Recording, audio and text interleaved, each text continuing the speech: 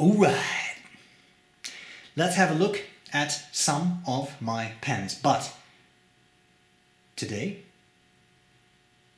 I have an interesting story because I'm going to talk about these pens because this is the type of video where I sit down and I just talk about my pens. Okay, so there's no writing sample because these pens are all reviewed anyway, and if the review is not up yet, the review of specific pens will be up at some point. Okay, so let's get started. The theme for today of these three of my personal pens is red pens. I am not necessarily someone who specifically cares about certain colors of pens. Some people like green pens, some people like yellow pens. That's great. I don't really care, but I make one exception. Red. I have two pens that are red, and then I have a third one that I added into this because I thought it would sort of fit in here.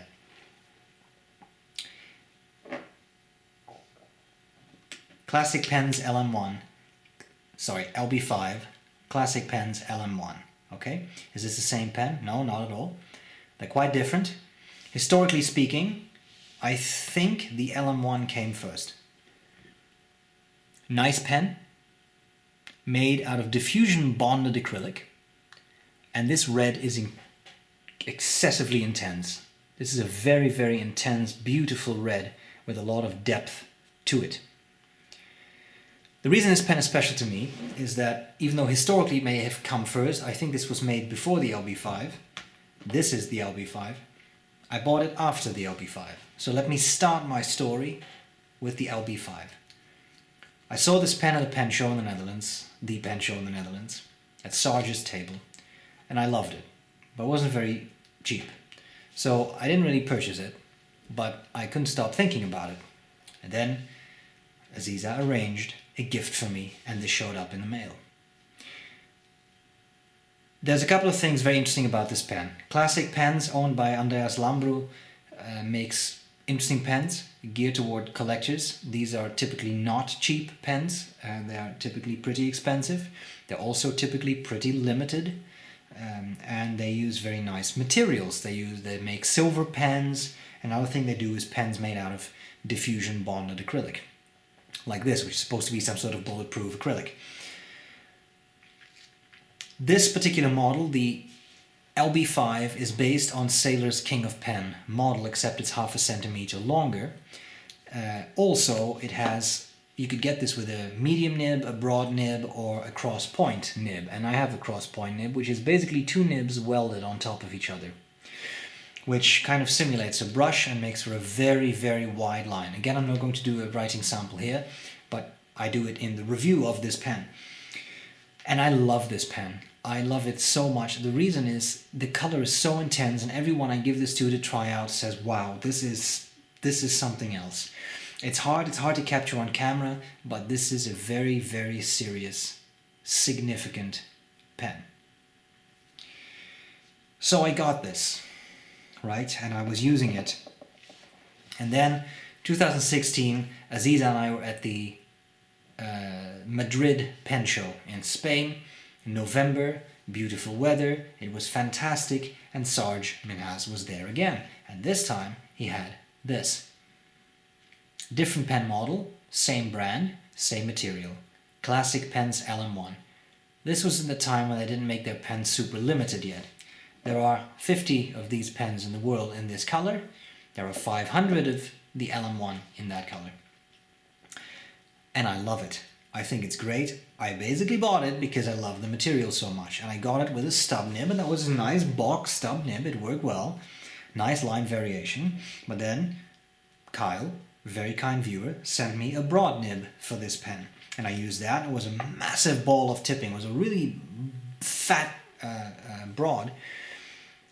And then I thought, you know what, let's do something fun with it. So I had Salmon of the Toronto Pen Company turn this into an architect nib. And now it's even more fun, because now I have a fun pen, but with a really fun nib.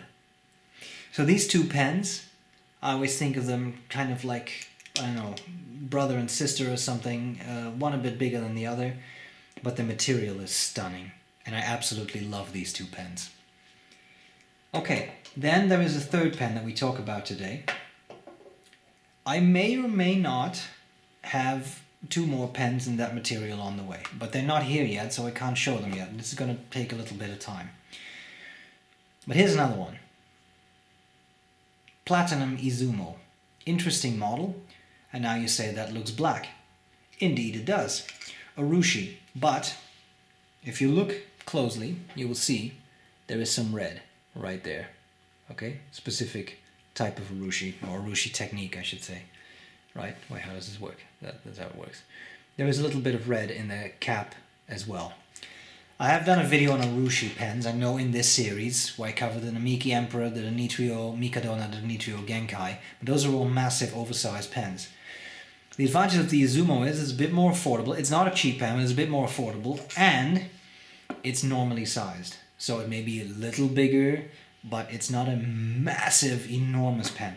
So I thought it would be interesting to cover that here too. Aziza got this for me, Pen Chalet. I think you got a Pen Chalet. Very nice pen. It has the Platinum President nib.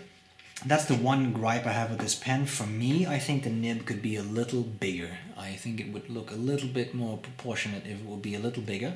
But it's a beautiful urushi pen, cartridge converter filled, and it's a very pleasant nib. It's a nice broad nib. I found it very pleasant, and I really like it. I think it's a very pleasant writer because it's also quite light, so it's easy to use for longer writing sessions, which I think is great, because sometimes you just want to sit down and write a long letter and you don't necessarily want a 60-gram super heavy pen.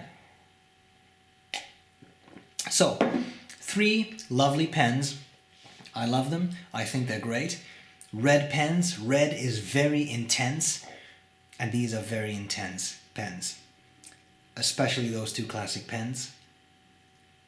The game's on, right? These are interesting pens. So, there you have it, my red pens. The next installment shall be my green pens, because I have 2 of those as well. I hope this was useful, and as always, I'll gladly see you later. Bye bye.